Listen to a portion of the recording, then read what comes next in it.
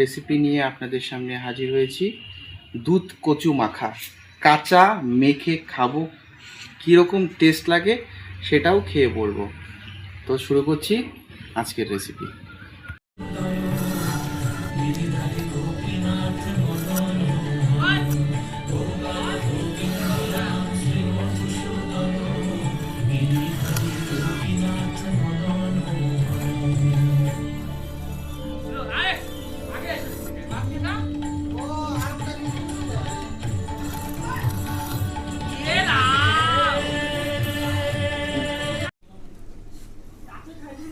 তো শুরু মানে দুধ কচু ছুলে নিচ্ছি, এবার শুরু করব আজকের রেসিপি কাঁচা কচুর মাখা।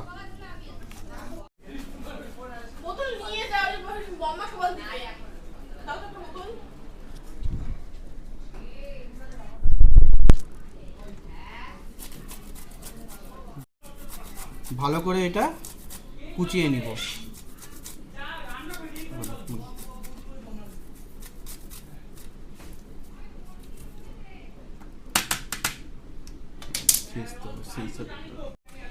তো এটা দিয়ে আমি করতে পারলাম না, তো সেই কারণে আমি থেতো করে নিচ্ছি।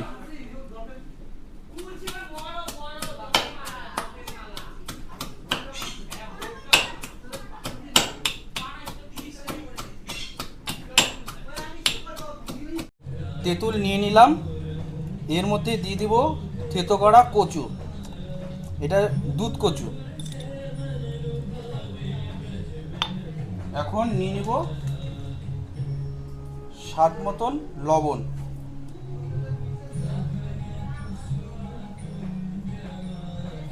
নিয়ে নিব শুকনো লঙ্কা পোড়া,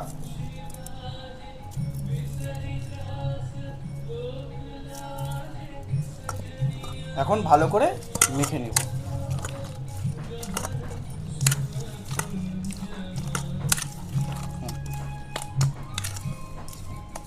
তো মাখা হয়ে গেল, এখন নিয়ে যাচ্ছি ওদের কাছে, দেখি খেয়ে কি বলে। কেউ কেউ খেতে চাচ্ছে না, তো তাদেরকেও বলবো জোর জবরদস্তি করে দিব, যদি তারা খেয়ে বলে যে ভালো হয়েছে তো ভালো। কাঁচা কচু মাখা হয়ে গেল, দেখুন এই যে কাঁচা কচু মাখা। এখন ওদেরকে দিব টেস্ট করবার জন্য যে কেমন হয়েছে। আমি তো টেস্ট করবই, এবং এই রেসিপিটা আপনাদের যদি ভালো লেগে থাকে আপনারাও করে খাবেন, একদম গ্যারান্টি সহকারে বলছি, গলায় ধরবে না। দেখুন আমি হাত দিয়ে ধরছি, আমার কিন্তু চুলকাচ্ছে না, খেলেও চুলকাবে না। এটার মূল রহস্য হচ্ছে তেঁতুল। তেঁতুল দিলে তার যে চুলকানি যে ভাবটা সেটা সম্পূর্ণ কমে যায়। তো এখন চলে যাচ্ছি ওদেরকে দিতে।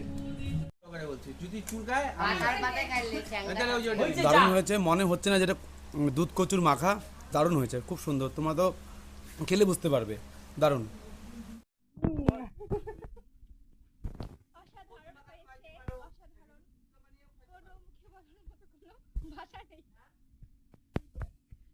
দেখুন সবাই খাচ্ছে কচু মাখা তেঁতুল দিয়ে।